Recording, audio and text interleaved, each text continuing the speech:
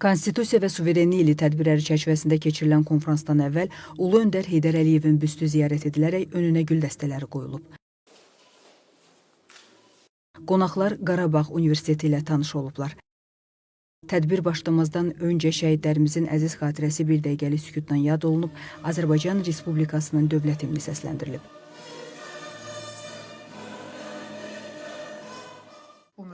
Konfransda Qarabağ Universitetinin rektoru Şahin Bayramov çıxış edərək qeyd edib ki, rəhbərlik etdiyi universitet yalnız ali təhsil müəssisəsi kimi deyil, həm də regionun elmi-intellektual mərkəzi kimi formalaşmaq yolundadır.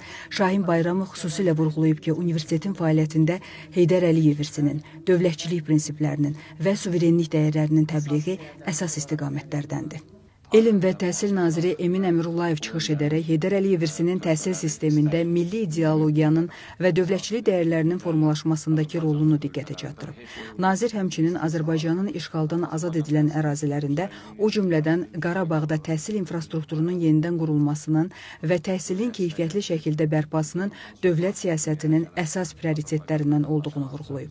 Onun sözlərinə görə bu ərazilərdə təhsil sistemi yalnız fiziki olaraq deyil, həm də mənəvi və ideoloji cəhətdən tam suveren Azərbaycan modelinə uyğun şəkildə yenidən formalaşdırılır.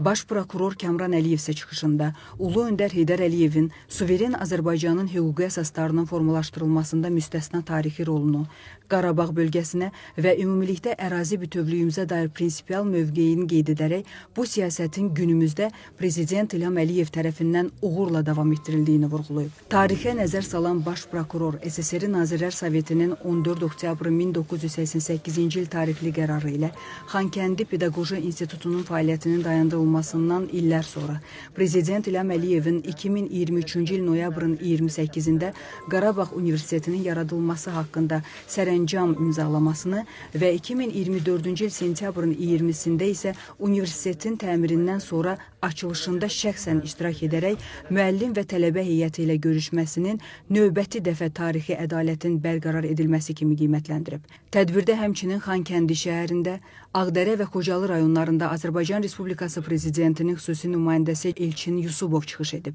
O çıxışında Qarabağın suveren Azərbaycan dövləti çərçivəsində inteqrasiyası, dövlət idarəçiliyinin bərpası və bu istiqamətdə həyata keçirilən kompleks tədbirlər barədə məlumat verib.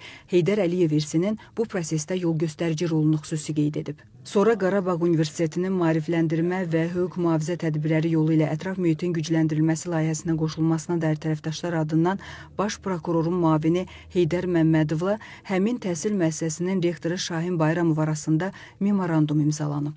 Qeyd edilib ki, ilk olaraq 24 may 2024-cü il tarixdə Baş prokurorluq, Ekologiya və Təbii Sərvətlər Nazirliyi və Bakı Dövlət Universiteti arasında imzalanan memoranduma 2024-cü ilin avqust ayının 16-sında Naxçıvan Dövlət Universiteti də qoşulub. Konfransda Baş prokurorluq və Azərbaycan televiziyasının birgə ərsəyə gətirdiyi Azərbaycanın Suverenlik Yolu adlı qısa metrajlı sənədli film nümayiş etdirilib. Böyük Azərbaycanın böyük gələcəyinin böyük layihələrini başlayırıq.